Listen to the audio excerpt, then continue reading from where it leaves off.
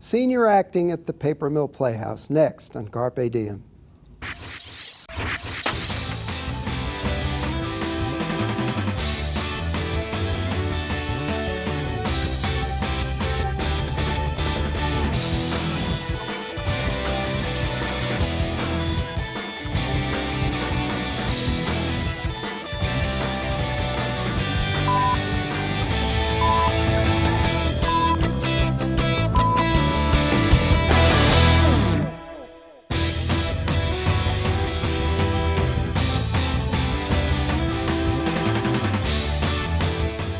Normally, when we think of the Paper Mill Playhouse, we think of lavish theater productions featuring famous Broadway film and television stars.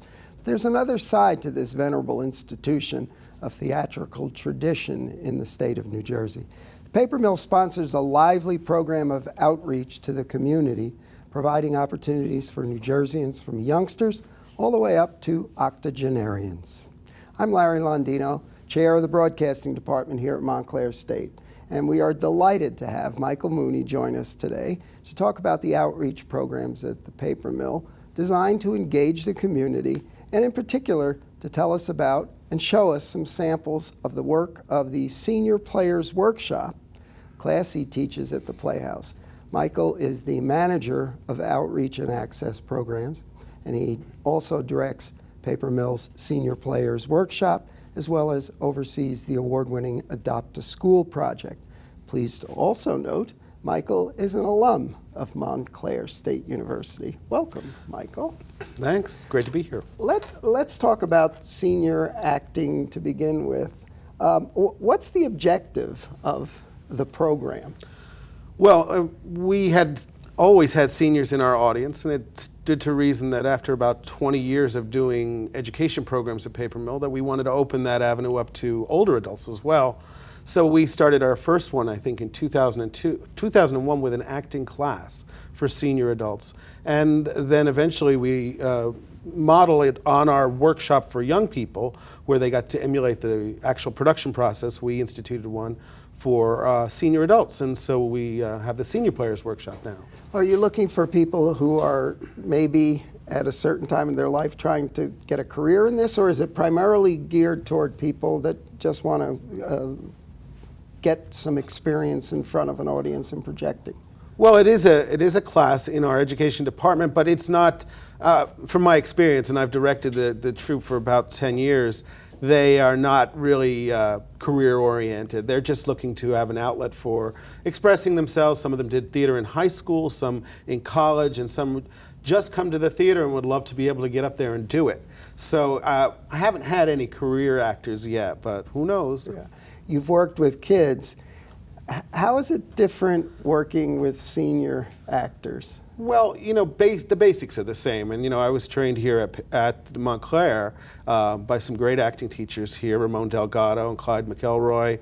And I use the same basic tenets that I learned here to teach the senior adults as I would anybody else. The basic tenets of acting don't change. What you have to realize is that some of their abilities and capabilities may be different because of their age. Some of our students can't stand for long periods of time, so you have to find places where they can sit.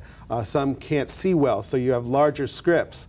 We've even had a student who was blind, so I had Braille scripts made up for them. So mostly it's memorization problems. We have a lot of students who have a little tough time memorizing things. Yeah. So. And how do you select material? I imagine that's somewhat of a challenge to do for your production. Yeah, it is. And our junior troops get a script. They do Snow White or, you know, something, folk tales or something like that.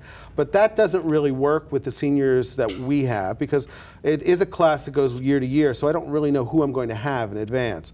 So if you were to say 6 ladies, which we had this year, you won't find a script for 6 particular ladies like this. Right. So what we do is I look through world theater and monologues and scenes that I think would be appropriate for them. Try and get into part. Yeah. In the interest of full disclosure, the reason that I got to get exposed to this, my sister, in fact, is one of your students, and so I've been coming for the last couple of years watching it. Let's look at these are 6 monologues which we shot here with some of my students. In particular, I wanted to mention Danielle DeMeo, Sarah Brotherton, and Sarah Myers, who edited the piece. This is part of the recent Senior Players Workshop performance, Screen Gems.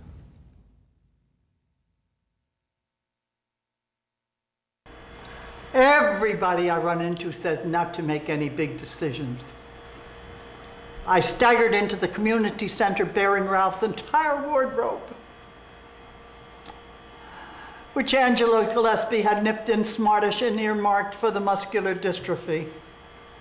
"Lovely jumbles," she said. "How are you coping?" "Don't make any big decisions. One day at a time." "I don't see any shoes." Actually, I'd been silly and kept his shoes back. I loved his shoes, always used to clean them. My shoe shine lady. "Whatever you do," Angela says, "don't give them to Brenda. They're top heavy in staff, their group. It's well known. It all goes to the admin. We can use the shoes." I thought I'd go to the library and see if Miss Dunsmore could find me something on bereavement. That's something I learned from Ralph. Plug into other people's experience. Pool your resources. A new experience is like traveling through unknown country. But remember, others have taken this road before you, old girl, and left notes. So question number 1, is there a map? Question number 2, am I taking advantage of all the information available? It doesn't matter if you're going to get married, commit a burglary, or keep a guinea pig. Efficiency is the proper collation of information. Oh, Ralph. Miss Dunsmore did a reconnoiter around, but the only information she could come up with was a book about burial customs in Papua New Guinea. I think even Ralph would draw the line at that. However, she thought the health center did a pamphlet on bereavement. Miss Dunsmore said she wasn't offering this as consolation, but apparently elephants go into mourning, and so very strangely does the pike. So we chatted about that for a bit. Told me not to make any big decisions. And if I was throwing away any of his old books, could I steer them her way as she ran some sort of reading service for the disabled? I dropped into the health center, and the receptionist said there was a pamphlet on death. They'd had some on the counter, only the tops kept taking them to scribble on, so they hadn't reordered. She said she'd skimmed it through, and the gist of it was not to make any big decisions and to throw yourself into something. I said, "You don't mean the canal." She said, "Come again?" Nobody expects you to make a joke.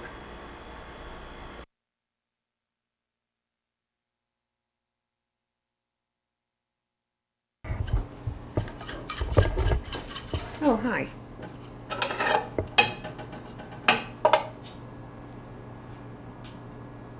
Thank you. Well, you see, it all comes down to how well you can adapt. That's why I was so good out there on the streets. The others, they can't adapt. You got the real crazies, I mean the chronic types, they can't adapt. And the addicts, they don't last long enough to adapt. And then you got the worst of all, the God-fearing ones. Now they really piss me off, 'cause they're just asking for it. I remember there was this woman in a shelter once, Lorraine, and she was a mess. She didn't wash, she was disgusting. And all through the night she kept insisting, "This is the will of God. It's God's will. This is the will of God." So I socked her. And when she came to, I said, "Lorraine, I'm sorry, but this is not a productive attitude. I hope I'm not offending against anyone's beliefs here." You see, the way I look at it, you can't weigh yourself down with backward philosophies. You just gotta assess the situation and travel, even though that gets to be a real heart-tearing situation sometimes. Pardon me for talking on like this, but I get to be starved for an attentive crowd. You see, in the streets you can talk and talk for weeks and never get a reply. So you shout, and the nobody answering gets to be loud as a marching band. That's what makes you loco. 'Cause pretty soon the words are throwing themselves around inside your head and you start putting pretend people in there to catch 'em. And before you know it, you're talking to these people, and this is what is known as the birth of a bad reputation in the neighborhood. And whatever you know about yourself just starts drifting away. You're not pretty anymore or a good dancer. You never cook or tell jokes and have people laugh at them. I once cooked for a living, you know, my best job, in a house with nice people, before my trouble started and I kind of lost myself. And it got to be like there was nothing hinging me to the earth, like I was off in orbit somewhere, so scared. But now it feels like I'm living inside the person I used to be again, 'cause you people, you give me a place to stay, you fill my prescription for me, you let me cook. Now, this is a different story.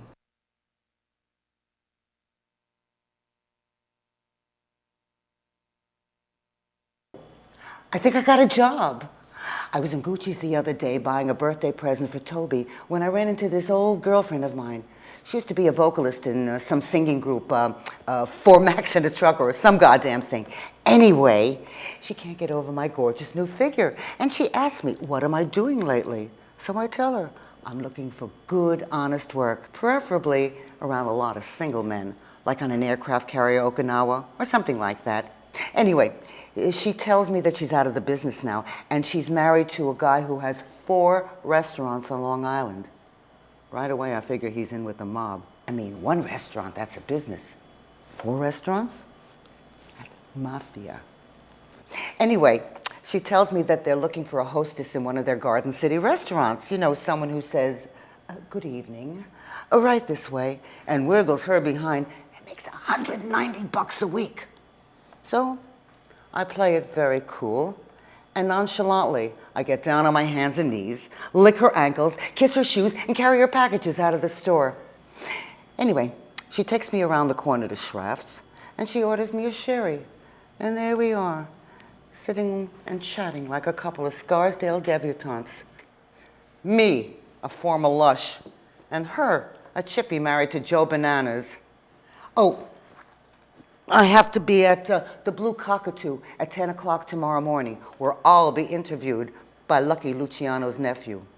All this in one day, plus getting my knees rubbed by an 86-year-old degenerate on the crosstown bus. And you're going to sit there and tell me there is no God?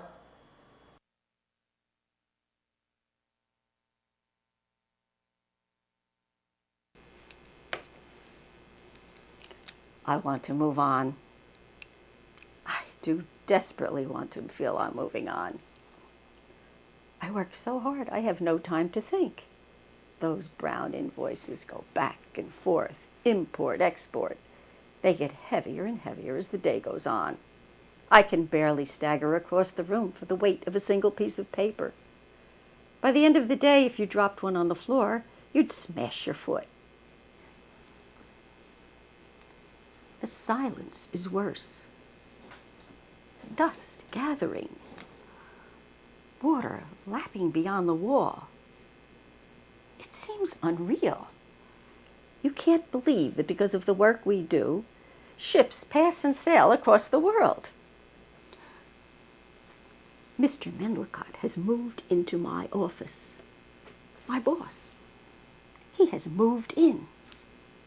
Or rather, more sinister still, he has removed the frosted glass between our two offices. I came in one morning and found the partition had gone. I interpret it as the first step in a mating dance. I believe Montclair stayed behind one night, set his ledger aside, ripped off his tweed suit, took up an axe, swung it at the partition, dropped to the floor, rolled over in the broken glass till he bled, till his whole body streamed blood. Then he cleared up, slipped home, and came back the next morning and waited to see if anything would be said. But I have said nothing, and neither has he. He puts his head down and does not lift it until lunch. I have to look across at his few strands of hair like seaweed across his skull, and I am frightened of what the next step will be. The sexual pressure is becoming intolerable. One day there was a condom in his trouser cuff.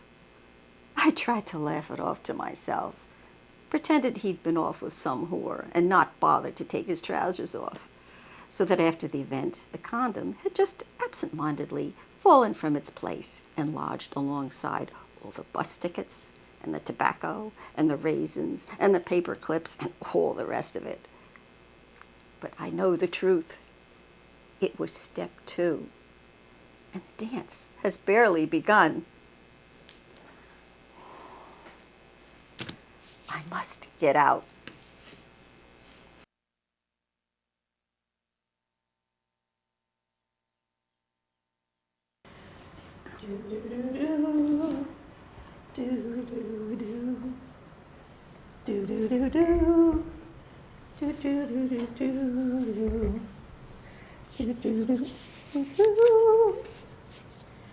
George, do you know how I met him?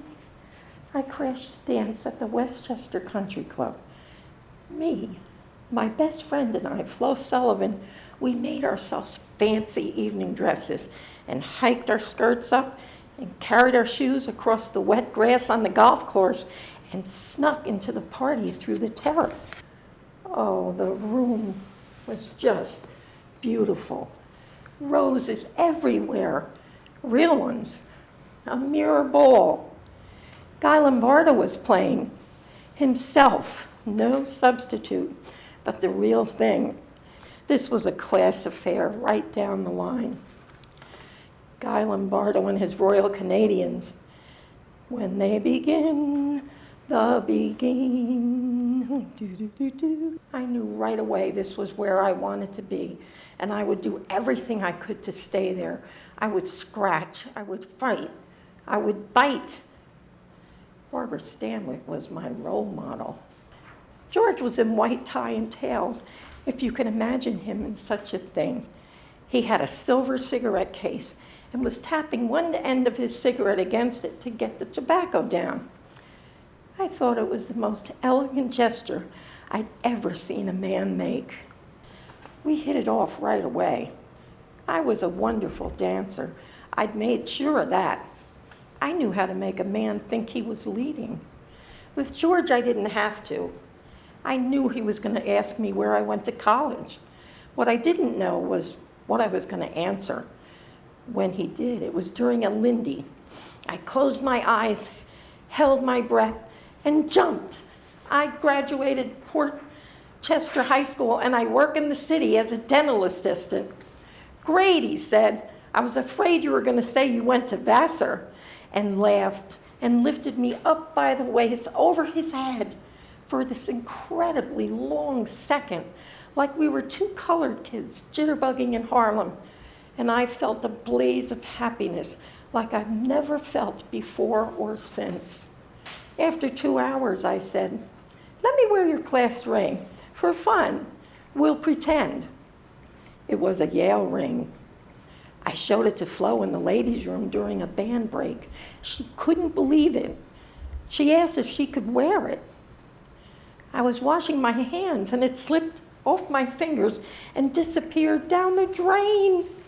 Oh, my.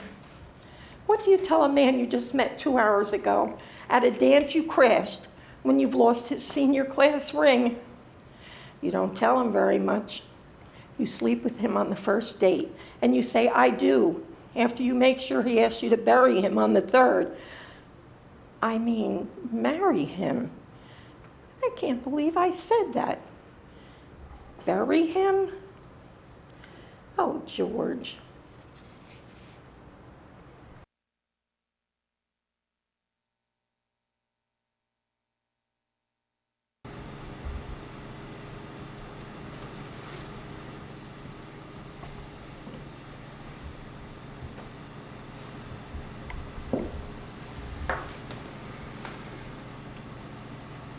I dream of home. I always dream of home. I have no home. I have no place. But I always dream as if we were all together again. We had a farm in Ohio. There was nothing good about it. It was always sad. But I always dream as if I was back there again and Papa would be there, Mama, Louie, my baby brother Stephen, my sister Mary. I'm Polish. Duval? Duval isn't my name. Karanowski. Katrina Karanowski. We lost everything. The house, the farm, the trees, chickens, cows, horses. And then Papa died. He was old. He was 13 years older than Mama. We moved to Chicago. We tried to get work. We tried to stay together. And then Louis got in trouble. The fellas he was with killed him. I don't know why. And then Stephen. Stephen ran away from home. 17 years old. I don't know where he is. And then Mama died.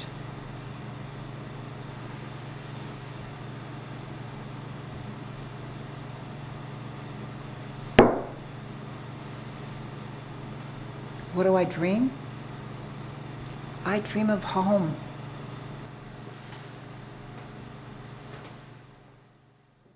I might mention that we shot these all at the carriage house at the paper mill and kind of moved stuff around to get a variety of locations on the piece itself.